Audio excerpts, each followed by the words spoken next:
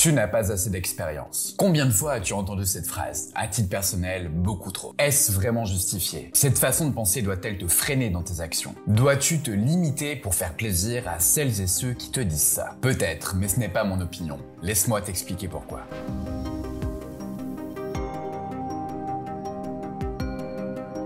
Avant de commencer, je me présente à toi rapidement. Je m'appelle Pierre, j'ai 28 ans et je travaille personnellement depuis plusieurs années sur toute la thématique autour de l'amélioration de sa vie. Je te partage ici mes erreurs, mes réussites et tous mes tips qui me permettent d'être vraiment acteur dans mon quotidien. Je suis à un âge où l'on commence parfois à me considérer comme quelqu'un d'expérimenté, mais en même temps pas suffisamment pour être toujours pris au sérieux par des personnes qui ont 15 ans de plus que moi. L'expérience, tu n'as pas le même rapport avec elle en fonction de ta génération et de ta culture. La génération de mes parents par exemple, née dans les années 60 en France, pense de façon générale que l'expérience est une règle absolue pour pouvoir évoluer dans le monde professionnel. Dans ce cas-là, l'expérience, ça serait donc plutôt une question d'âge. Aux États-Unis, l'approche est différente. On ne se base pas sur l'âge, sur le vécu, sur le passé d'une personne pour présager de ses performances futures. Enfin, pas seulement. On va plutôt analyser sa personnalité, son état d'esprit, son envie d'avancer, sa capacité à comprendre facilement. Alors, quelle approche est la meilleure? Est-ce que l'expérience est si nécessaire que ça pour réussir? Ou bien est-ce que c'est totalement surcoté? Je te partage ici mon opinion en 3 points. On va comprendre ce qu'est l'expérience, ensuite on va individualiser les choses, et enfin on verra que l'expérience n'est pas qu'une histoire de temps. Je te préviens, je vais être très offensif dans cette vidéo. L'idée n'est pas de te heurter, qui que tu sois. On a tous nos modes de pensée et je les respecte. Mais j'ai plutôt envie de te faire réfléchir. Si tu as des questions,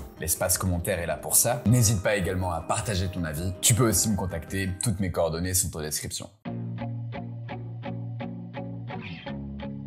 Avant de savoir si l'expérience est surcotée ou non, il faut savoir de quoi l'on parle. Le terme expérience est franchement relou à définir. Si tu demandes à Larousse, il te propose 7 définitions différentes. Le Robert, lui, en donne 5. Mais globalement, si je synthétise, ça va te parler d'essai, de temps passé, de répétition d'actions. Je te mets les liens en description si les définitions de ces dictionnaires t'intéressent. Pour moi, l'expérience est quelque chose qui n'est pas mesurable, et ce pour différentes raisons. Elle est immatérielle, elle n'a pas le même impact en fonction du sujet que tu traites, elle ne nécessite pas le même nombre d'actions à chaque fois, et enfin, elle dépend beaucoup de la personnalité de chaque personne. Des instants, tant dans ma vie professionnelle que personnelle, m'ont permis de faire grimper mon expérience de façon insensée sur une période donnée. Par exemple, mon expérience a explosé durant mon challenge de 30 vidéos en 30 jours. Sur une période vraiment courte en vrai, j'ai évolué de fou. Beaucoup plus que mes 1 an comme cadre dans une entreprise employant plus de 100 000 personnes. Où finalement, la seule expérience que j'en retire, c'est qu'il ne faut surtout pas rester dans sa zone de confort pendant 20 ans. Parce que oui, l'expérience, ça s'acquiert aussi grâce au comportement des autres. Ce n'est pas seulement ton action qui compte, c'est aussi ton observation, ton écoute, ton analyse des situations. À partir de tout ça, voici la définition que je donne à l'expérience. C'est ce que tu retiens de la somme de tes actions, de tes observations et de tes analyses du quotidien. C'est aussi simple que ça. Plus tu vas avoir de choses différentes dans ta vie, plus tu vas prendre de l'expérience. C'est comme ça que des meufs et des gars de 25 ans, curieux d'évoluer, possèdent une expérience qui est parfois bien plus développée que des personnes qui ont 20 ans de plus qu'elles. Des personnes qui, elles, ne se sont peut-être pas toujours bougées pour évoluer.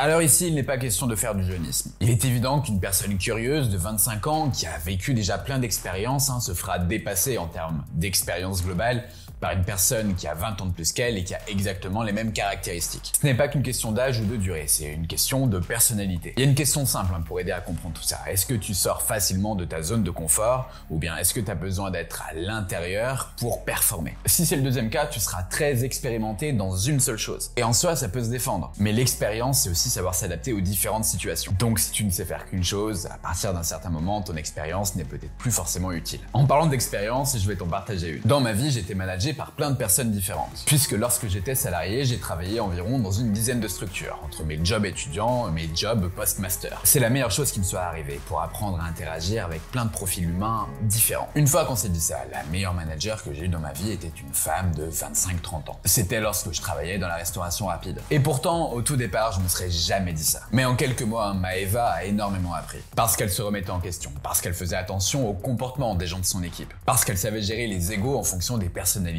En fait, elle n'avait pas peur d'essayer des choses pour manager, sans faire de dinguerie bien évidemment. Mais elle a fait évoluer sa méthode de management à une vitesse sidérante. Cette situation, je l'ai vécue il y a 7 ans, et pourtant ça m'a marqué. Parce que la capacité d'évolution de cette femme, de remise en question, de prendre de l'expérience rapidement était absolument hors norme. À l'inverse, dans une autre expérience, j'ai eu un manager d'une 40aine d'années avec le bac+5 et le tutti quanti, qui n'avait visiblement pas beaucoup appris. Malgré la communication qu'il en faisait, il ne s'intéressait pas vraiment aux gens. En guise d'exemple, c'était le genre de mec à conseiller à un membre de son équipe de prendre un rail de C pour se rebooster. Chacun se fera son avis. La différence entre ce mec et Maeva, c'est leur personnalité. Une apprenait rapidement de ses erreurs, l'autre restait enfermée dans ses certitudes sous prétexte que j'ai de l'expérience. Alors évidemment, j'ai croisé des quadragénaires qui étaient de super managers et des plus jeunes qui n'étaient absolument pas compétents dans le domaine. Sachant qu'ici, on est sur un exemple ultra spécifique. Parce que je pense à une autre personne que j'ai croisée dans ma carrière qui était brillante pour vendre et qui savait acquérir de l'expérience super rapidement dans ce domaine et qui savait transformer cette expérience en compétence. Mais par contre, en management, malgré le fait qu'elle faisait ça depuis des années, c'était une chips. En fait, moi, ce que je retiens, c'est que personne n'est bon partout. L'expérience temporelle ne va pas te permettre elle seule à être meilleure que les autres. Cela dépend de chaque contexte et de chaque profil.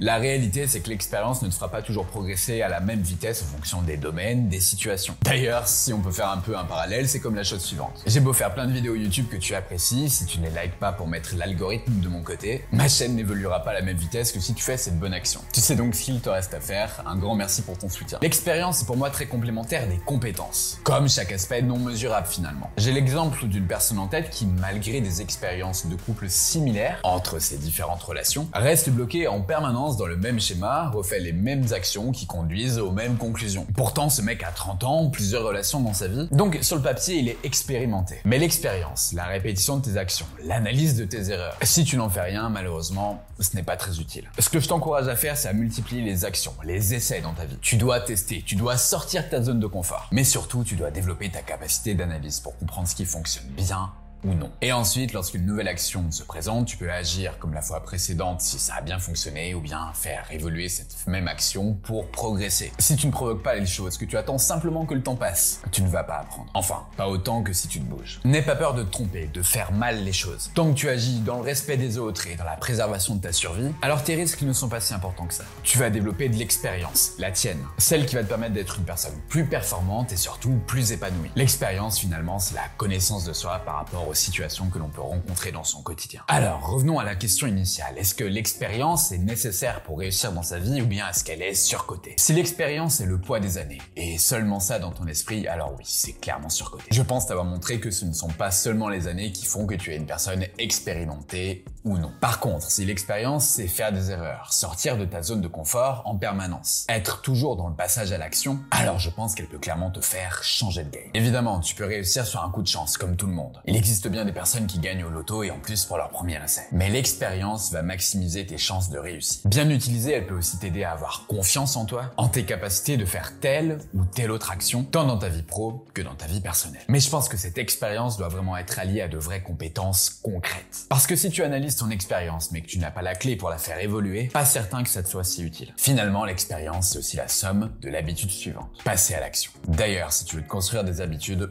va voir cette vidéo. Et toi, comment qualifies-tu l'expérience? Est-ce que pour toi c'est une clé de la réussite? Est-ce que tu es en accord avec ce que je dis ou totalement en désaccord avec moi? Au lieu de mettre un dislike inutile parce que personne ne le voit, viens en discuter en commentaire. Merci à toi d'avoir regardé cette vidéo, partage-la à toutes les personnes qui n'ont pas compris le rôle de l'expérience. Tu m'aides ainsi à développer ma chaîne. Et ça, c'est cool. Profite de ta vie grâce à toutes les actions que tu entreprends et à l'expérience que tu acquiers. C'était Pierre de la chaîne En Forme. À bientôt.